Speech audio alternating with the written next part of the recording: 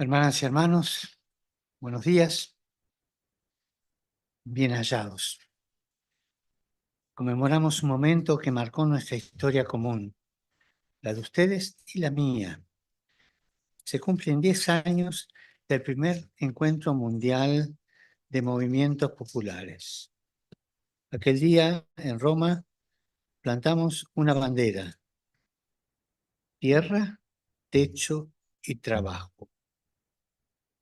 Tierra, techo y trabajo son derechos sagrados.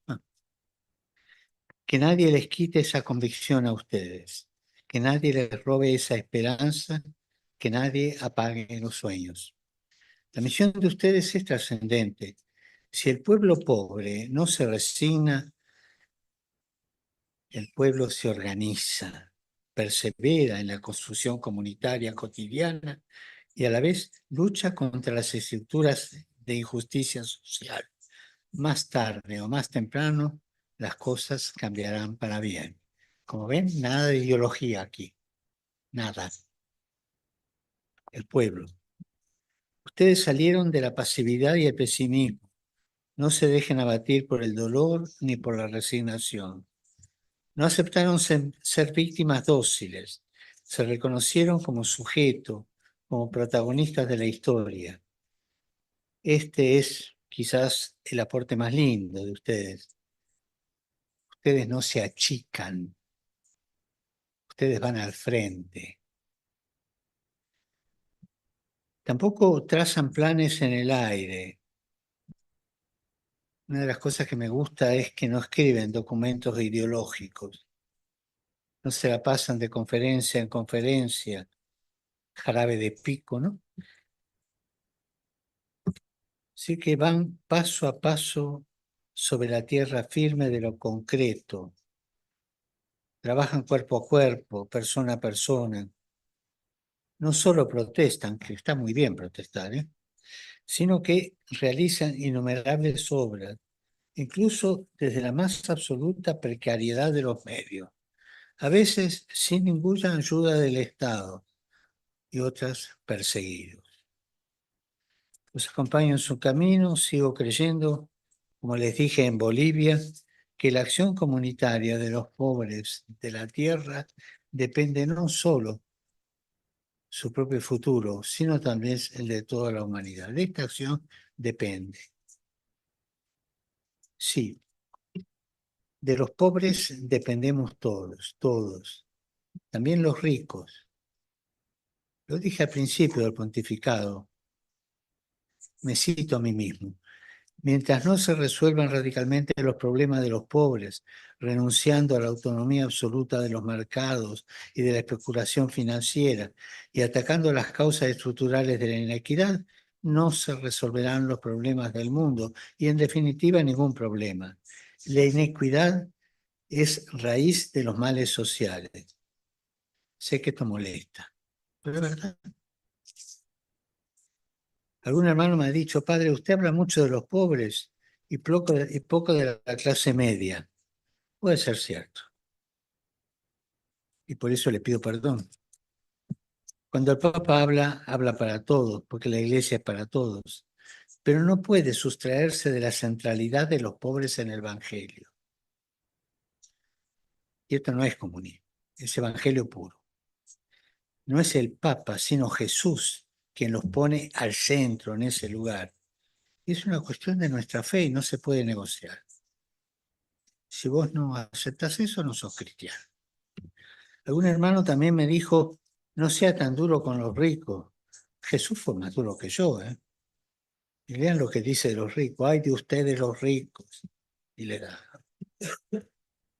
No sean tan duros con los ricos. Reconozco, claro, que los empresarios crean puestos de trabajo, contribuyen al desarrollo económico. Es justo decirlo. Lo dije últimamente en Singapur, viendo el magnífico bosque de rascacielos que atestiguan ese aporte. Sin embargo, los frutos del desarrollo económico no se distribuyen bien. Esta es una realidad evidente que, si no se modifica, va a engendrar peligros cada vez mayores. Si no hay políticas buenas, políticas racionales y equitativas que afiancen la justicia social para que todos tengan tierra, techo y trabajo, para que todos tengan un salario justo y los derechos sociales adecuados. Si no hay esto, la lógica del descarte material y el descarte humano se va a extender dejando a su paso violencia y desolación. O es la armonía de la justicia social o es la violencia después de la desolación. Lamentablemente, muchas veces son precisamente los más ricos los que se oponen a la realización de la justicia social o a la ecología integral por pura avaricia. Disfrazan, sí, esta avaricia con ideología, pero es la vieja y conocida avaricia. Entonces presionan a los gobiernos para que sostengan más políticas que los favorecen económicamente. Mi abuela nos repetía siempre, estén atentos, que el diablo entra por los bolsillos. El diablo entra por los bolsillos, siempre. Que una coima aquí, que una cosa allá, y tenemos por los bolsillos. Me contaba un emprendedor internacional que estaba haciendo en Argentina inversiones de extensión de eso que ellos llevaban adelante, que trabajan muy bien y hay un buen acuerdo, que fue presentar al ministro el nuevo plan de nuevas extensiones. Y el ministro atendió muy bien y le dijo, déjemelo y ya lo van a llamar. Al día siguiente lo llamó el secretario del ministro y le dijo, mire, usted dentro de 2 días puede pasar, así ya le entregamos el permiso y todo. Él pasó, le entregó todos los papeles, la firma, y cuando él se estaba por levantar le dice, ¿y para nosotros cuánto? ¿Eh? ¿Y para nosotros cuánto? La coima, ¿no? El diablo entra por el bolsillo, no se olviden. Dicen que el sistema que les permitió amasar fortuna a las personas ricas y permite agregar a veces ridículas es inmoral, que debe ser modificado, que debe haber más impuestos a los billonarios. Eso está muy bien. Y rezo para que los económicamente poderosos salgan del aislamiento, rechacen la falta de seguridad del dinero y se abran para compartir bienes que tienen un destino universal. Porque todos derivan de la creación, todos los bienes derivan de ahí y todos los bienes tienen destino universal. Es difícil que eso pase, es difícil, pero para Dios todo es posible, ¿no? Si ese porcentaje tan pequeño de billonarios que acapara la mayor parte de la riqueza del planeta se animara a compartirla, pero no como limosna, no, a compartirla fraternalmente. Si se animara a compartirla, qué bueno sería para ellos mismos y qué justo sería para todos. Pido a los privilegiados de este mundo que se animen a dar este paso. Van a ser mucho más felices y seremos más hermanos todavía. No sé. Pero también hace tiempo dije que los pobres no pueden esperar. Si los movimientos populares no reclaman, si ustedes no gritan, si ustedes no luchan, si ustedes no despiertan conciencias, las cosas van a ser más difíciles. Pregunto a ustedes, también a las personas de clase media que cada vez tienen que sacrificarse más para llegar a fin de mes. Pregunto a las personas que tienen que pagar alquileres altísimos, que no pueden ahorrar, que tal vez dejan a sus hijos una situación peor a la que recibieron. ¿Ustedes creen que los más ricos van a compartir lo que tienen con los demás o van a seguir acumulando insaciablemente? Una pregunta, ¿no? No tengo yo el monopolio de la interpretación de la realidad social. Escucho. Tampoco tengo la bola de cristal. Y no existe ninguna bola de cristal mágica. Esas son estafas, ¿eh?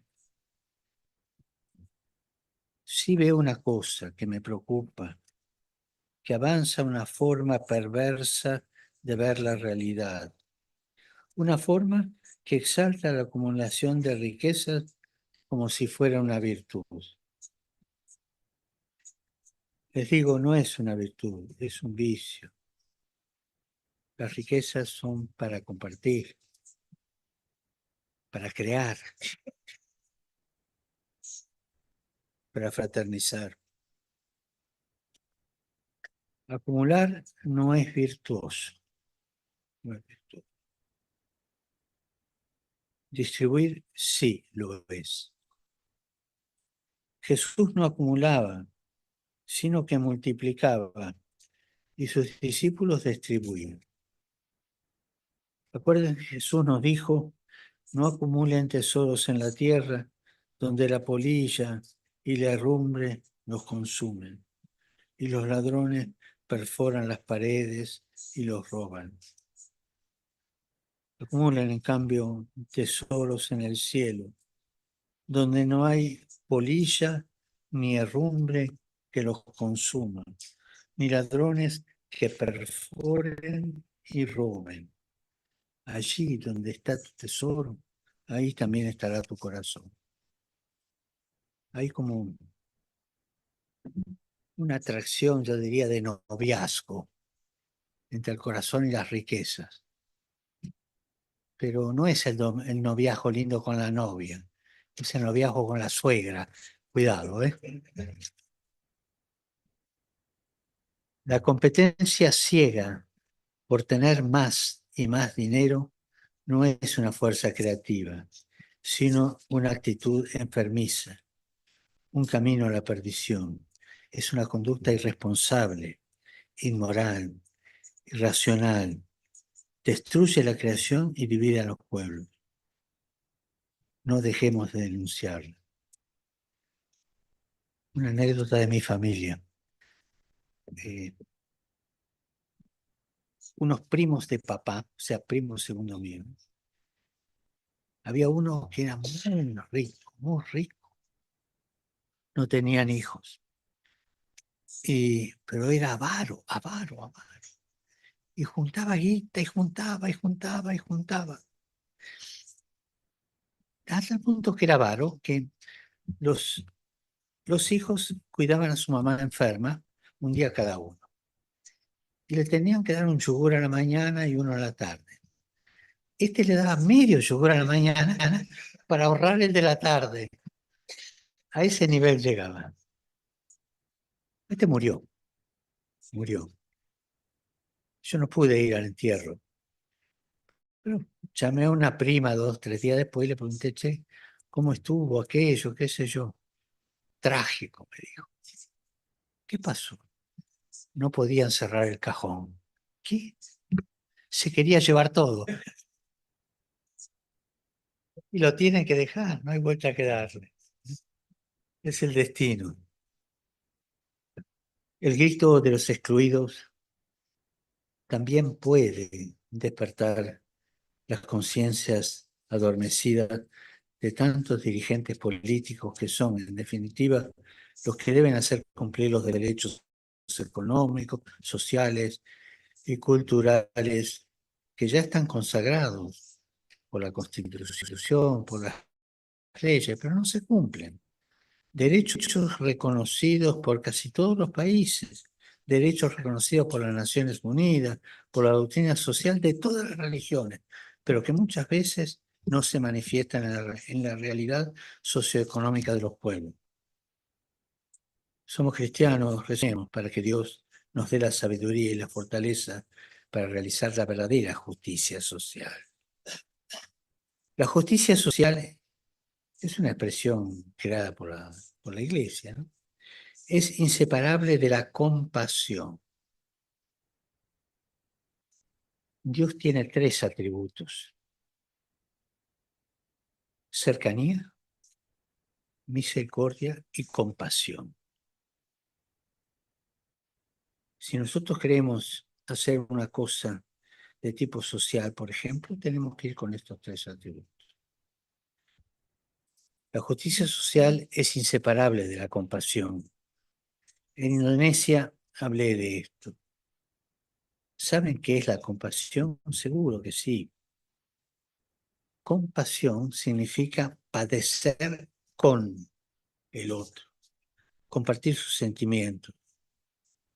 Es una palabra hermosa. Como sabemos, en efecto, la compasión no consiste en dar limosna.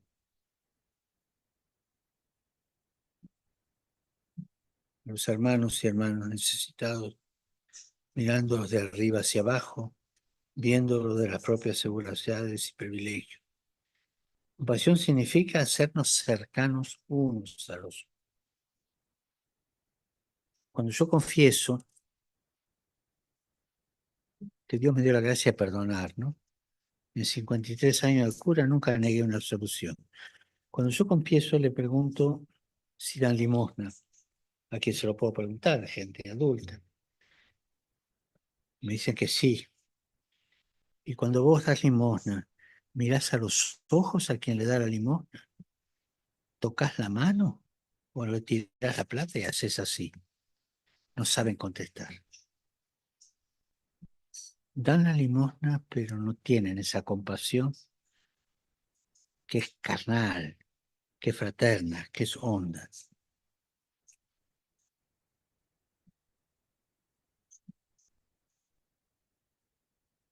Sea que compartimos los mismos padecimientos,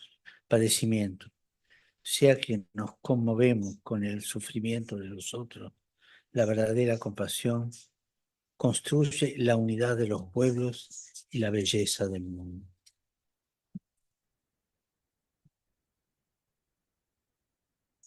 Las ideologías deshumanizadas promueven una cultura muy fea, la cultura del ganador, que es un aspecto de la cultura del descarte. Algunos llaman a esto meritocracia, otros no la nombran pero la practican. Es gente que, parada sobre ciertos éxitos mundanos, se siente con el derecho de despertar en forma altanera a los perdedores. Es paradójico que muchas veces las grandes fortunas poco tienen que ver con el mérito. Son rentas, son herencias, son fruto de la explotación de personas y expoliación de la naturaleza, son producto de la especulación financiera o la evasión impositiva, derivan de la corrupción o del crimen organizado. En general, muchas fortunas se amasan así. Nadie, meritorio o sin mérito, tiene derecho a mirar de arriba abajo al otro, como si no valiera nada. Esa actitud altanera es lo contrario de la compasión. Regodearse en la propia supremacía frente a quien está peor. Y esto no pasa solo con los más ricos, ya que mucha gente cae en esa tentación de nuestro tiempo. Mirar desde lejos, mirar desde arriba, mirar con indiferencia, mirar con desprecio, mirar con odio. Así se gesta la violencia, así se gesta el silencio de la indiferencia. Ese silencio indiferente que habilita el rugido del odio. El silencio frente a la justicia, frente a la injusticia, abre paso a la división social. Y la división social abre paso a la violencia verbal. Y la violencia verbal a la violencia física. Y la violencia física a la guerra de todos contra todos. Y ahí está la cola del diablo. Me hicieron ver una represión, un filmado de una represión, hace una semana, un poco menos quizás.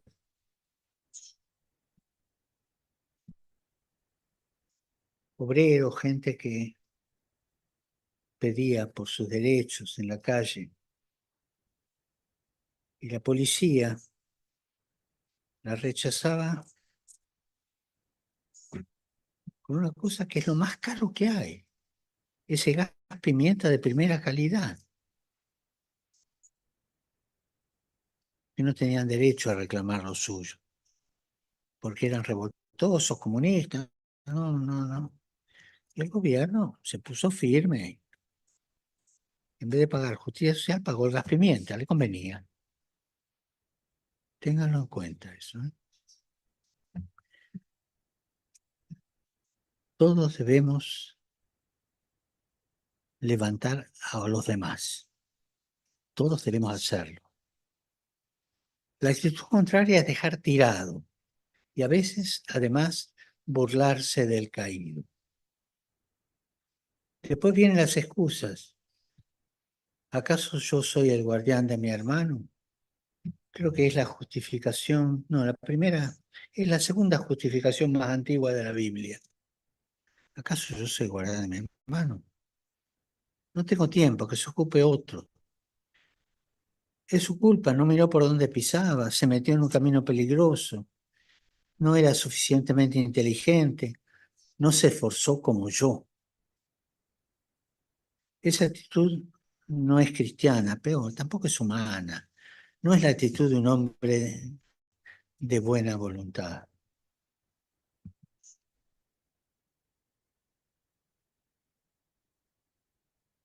Nosotros levantemos al caído, siempre, siempre. Solamente una vez en la vida, solamente en una situación se puede mirar a una persona de arriba abajo para ayudarla a levantarse. Nunca en otra situación, siempre de frente. La única situación. Levantemos al caído siempre, a todos los caídos, buenos o malos, con méritos o sin ellos. Que nadie quede tirado, por favor. Y hay tantos tirados por la calle, ¿no? Tantos tirados. Tanta gente que no tiene que comer y que está ahí por la calle pidiendo algo, que perdió la casa, que perdió el trabajo, o que simplemente hay gente que no tuvo la capacidad de andar adelante. Puede ser gente enferma, lo que vos quieras, pero están tirados. Miremos al tirado, es que nadie quede tirado. Y ahí sí, mira de arriba abajo para levantarlo. Hace unos días, cuando visité la escuela Hermanas Almas, en Dili, en Timor Oriental, me salió del corazón esta frase: sin amor esto no se entiende. Una obra hacen esta gente, una obra con chicos discapacitados. Simpaticísimo, porque todos bailaban y todo, pero sin amor no se entiende. Sin amor prevalece la conducta de sacarnos de encima cuanto antes. Una anécdota así de observación. ¿Ustedes ven muchos enanos por la calle? ¿Hay muchos enanos? Desaparecieron. Cuando yo era más joven se veían, ahora no hay más. Estudian y los mandan a la basura. Cuando ven que va bien un enano, a la basura. Es una política de dejar tirado, que nadie quede tirado, que no hagamos selección de personas porque es más capaz que otros, porque tiene más posibilidades, porque es más o menos inteligente. Todos, todos, todos, todos. Y esa escuela de Más Alma de Timor Oriental me quedó muy grabada porque recogían a los chicos que siempre que tenían alguna malformación mental o que ya venía mal desde la gestación. Y ahí me salió esa frase: sin amor esto no se entiende. Eliminar, seleccionar la humanidad, se entiende sin amor. Si se elimina el amor como categoría teológica, categoría ética, económica, política, perdemos el rumbo. En la matemática avara de la conveniencia, del individualismo, de la acumulación, no hay lugar para eso. Con el velo negro del desamor, caemos siempre en una forma de darwinismo social. ¿Y saben lo que es eso, el darwinismo social? Es la ley del más fuerte, que justifica primero la indiferencia, después la crueldad y finalmente el exterminio. Y eso viene siempre del maligno. La justicia social, también la ecología integral, no solo se entiende a partir del amor. El derecho natural a la dignidad que merecen todas las personas, el mandato que tenemos todas las sociedades de garantizar la satisfacción de las necesidades básicas, la obligación universal de preservar la naturaleza para que viene después de nosotros, nada de eso surge de una ideología ni de una tabla de multiplicar, sino del amor. No nos olvidemos que sin el amor somos nada. Todos tenemos la misión de hacer efectivo ese amor en nuestra vida cotidiana, en nuestras relaciones familiares, en la acción específica de cada espacio comunitario. En las microrelaciones y en las macrorelaciones, todo esto tenemos derecho a hacerlo.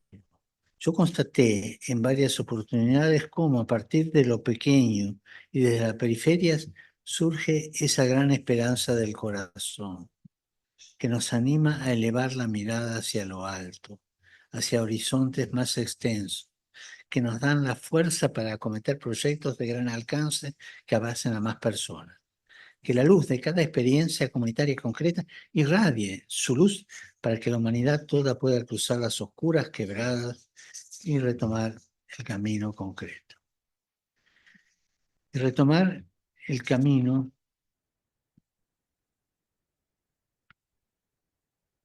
Retomar el camino es generar una sociedad distinta, pero no desde las lógicas refundacionales que en definitiva terminan reproduciendo la cultura del descarte. En este caso, del descarte cultural. Mientras con gratitud la historia que nos ha precedido, miremos con gratitud esa historia. Ese es nuestro cimiento, que nadie nos robe la memoria histórica y el sentido de pertenencia a un pueblo. Aún la memoria histórica de las cosas salvajes, de las brutas. Nosotros los argentinos, que tenemos solamente 600.000 aborígenes sobre 46 millones de gente, acordémonos de Roca, que les cortó la cabeza a todos los aborígenes, una cosa vergonzosa. Memoria histórica total. Hace poco advertí a los de Timor de ciertos cocodrilos, porque hay unos cocodrilos especiales que vienen desde Australia y dicen que tiene la mordida más fuerte de todos los que muerden. Y es curioso, estos cuando van a la playa caminan como los canguros, con la fuerza de la cola pegan los saltos, ¿no? Entonces les advertí, tengan cuidado con los cocodrilos que quieren cambiarle la cultura, morderles la historia, hacerles olvidar lo que son. El colonialismo material y el colonialismo ideológico cultural van siempre juntos, devorando la riqueza material e inmaterial de los pueblos. Yo pienso en algunas experiencias de mi país donde el colonialismo se llama litio y se explota a tanta gente. Los valores universales, en cambio, esto crecen desde las raíces de cada pueblo, desde su propia belleza, que aporta un nuevo plano al poliedro maravilloso de la familia humana y de la casa común. Hay intereses que son globales, pero no universales.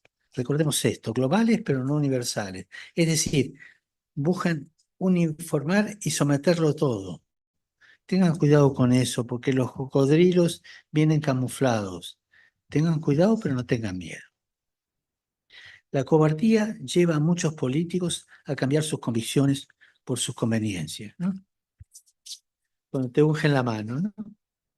En cuanto voy prendido, es le pasaron por la mansadora de grandes medios, las redes sociales, tuvieron miedo y claudicaron.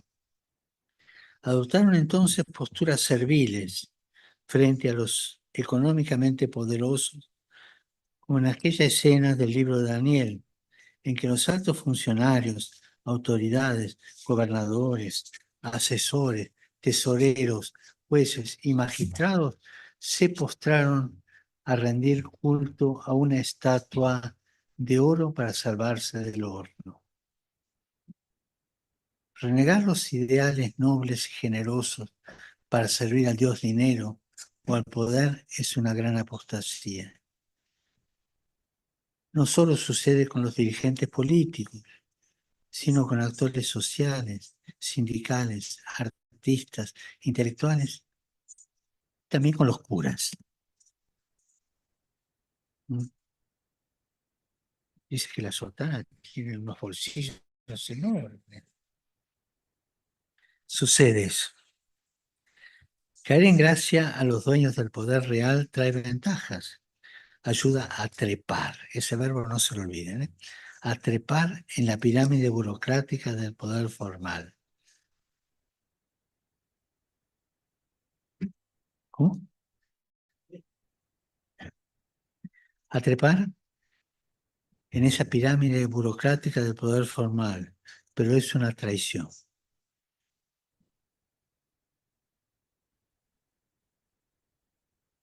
Los que trepan y trepan y trepan llegan arriba. Creo que lo dije, no me acuerdo. Acabo de tener otra conferencia, no sé cuál la dije. Cuando llegan arriba, cuando están arriba, ¿qué cosa muestran? Mi abuela me lo enseñó eso. Arriba lo único que muestran es el trasero. Esa es la esencia de la corrupción.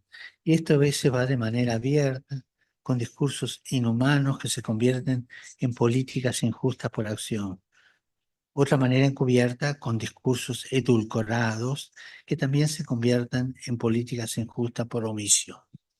Para descubrir de qué manera está hecho un dirigente, esto no lo olvidemos, y cuando hablo de dirigente hago en el sentido genérico de la palabra, también un cura, un obispo, de qué manera está hecho un dirigente, no hay que escuchar tanto lo que él dice, hay que ver lo que hace. La realidad siempre es superior a la idea. No se olviden de este principio.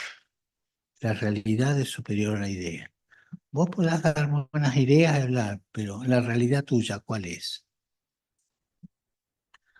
Ustedes tienen que ayudar a los políticos para que no se entreguen a los cocodrilos, para que no se arrodillen ante la estatua de oro por miedo al horno. Ustedes tienen que ser custodios de la justicia social. Tienen que estar ahí para recordarles al servicio de quienes están. Ustedes tienen que estar ahí como la viuda del Evangelio, insistiendo, insistiendo, rompiendo la paciencia para que hagan justicia. Esa es una táctica que nos enseñó Jesús.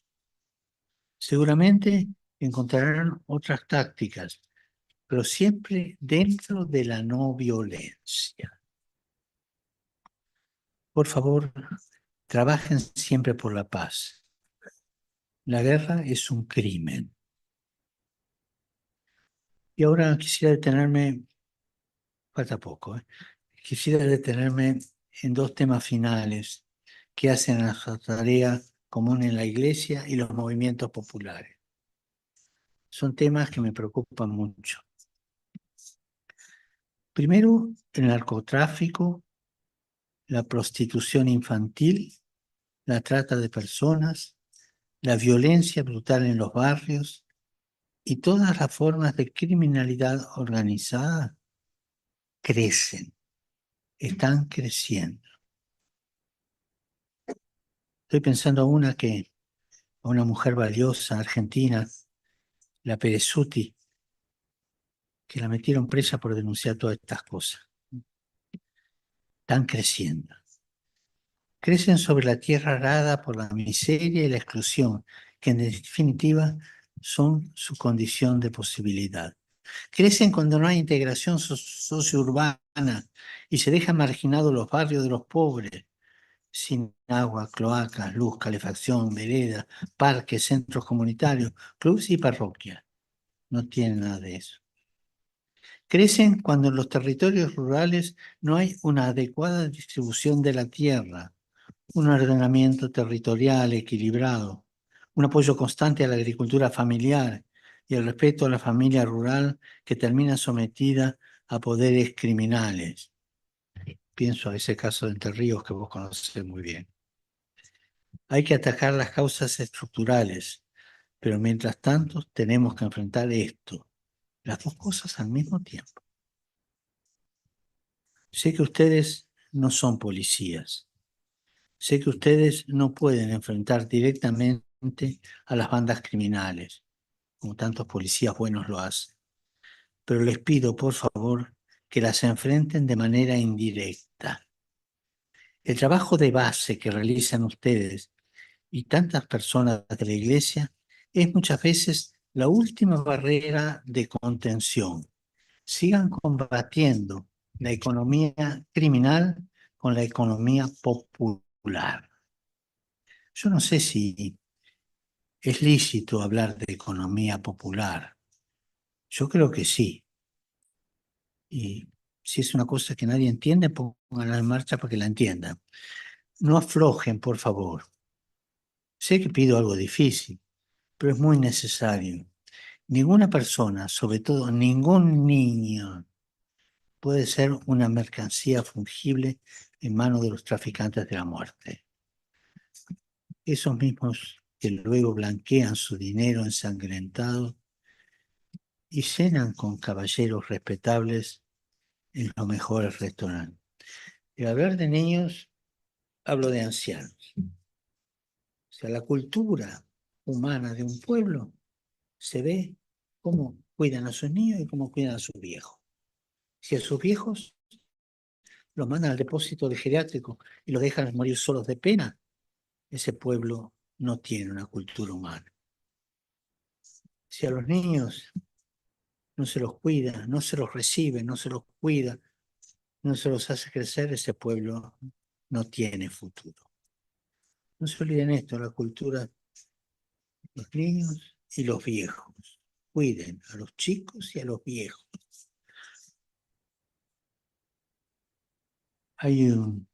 Una vez leí por ahí, no me acuerdo dónde, una declaración de derechos de los niños y derechos de los ancianos, que los metieron en la constitución de ese país. Pues vinieron otros y los sacaron, como diciendo, nuestro país constitucionalmente no se preocupa de los chicos y de los viejos. Un mensaje pesadito, ¿eh? También quiero hablarles de otras situaciones destructivas que se infiltran en los sectores más propios, pero afectan a todas las clases sociales. Las apuestas online y el mal uso de las redes. Me da tristeza ver que los partidos de fútbol y las estrellas deportivas promuevan plataformas de apuestas. Eso no es un juego, es una adicción. Es meterle la mano en el bolsillo a la gente, sobre todo a los trabajadores y a los pobres. Me decían de una ciudad que conozco bien, que se dio el fenómeno que las señoras jubiladas o pensionadas salen de cobrar la pensión y se van a jugar. Es tremendo eso. y se quedan con una mano adelante y otra atrás. Y eso destruye familias enteras. Cuídense de eso, cuiden a los demás. Cuéntele a todos lo que me contaron a mí. Y expongan las enfermedades mentales, la desesperación, los suicidios que casan en cada casa cuando hay un casino a través del celular. Es una ola de cosas malas que trae la tecnología, que por otro lado hace tanto bien. La tecnología hace bien, pero también trae estas cosas. Hay que buscar un equilibrio ahí, no se puede quedar librado a la lógica de la ganancia. A los empresarios de la tecnología informática, de las plataformas digitales, de las redes sociales, de la inteligencia artificial, les pido, dejen de lado la arrogancia de creer que están por encima de la ley. Sean respetuosos de los países donde funcionan y sean también responsables de lo que pasa en las plataformas que controlan. Ustedes tienen la obligación de evitar la propagación del odio, una de las misiones del trabajador social. La propagación del odio, de la violencia, de las falsas noticias que gobiernan tanto, la polarización extrema y el racismo. Tienen también la obligación de evitar que las redes se usen para diseminar la ludopatía, la pornografía infantil o facilitar el crimen organizado. No pueden espelear para su exclusivo beneficio los datos que brindan los ciudadanos o que crean las entidades públicas sin devolver algo a los pueblos. Por favor, no se crean superiores a nadie. Un consejito, paguen los impuestos. Es muy importante. Yo no me acuerdo, pero muy poca gente, yo no me acuerdo que alguna haya escuchado, se acusa de no pagar impuestos. Más bien, son maestros de hacer trampas.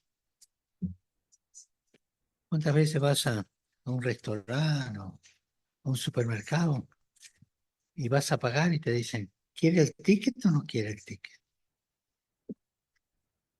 Toda forma es producto, perdón, toda fortuna es producto del trabajo de muchas personas y de muchas generaciones. Esta es producto de inversión pública en conocimiento científico y del desarrollo estatal de la infraestructura. Todas las maravillas que hoy tenemos son en parte fruto del ingenio empresario, pero también de la más humilde madre de familia que crió a los hijos de sus obreros. Por eso, además de necesario, es justo que se distribuyan los frutos de tanto esfuerzo intergeneracional y colectivo entre todos los integrantes de la sociedad. Quisiera entonces recordar la propuesta de ustedes, salario básico universal, para que en tiempos de automatización e inteligencia artificial, en tiempos de informalidad y precarización laboral, nadie esté excluido de los bienes básicos necesarios para la subsistencia.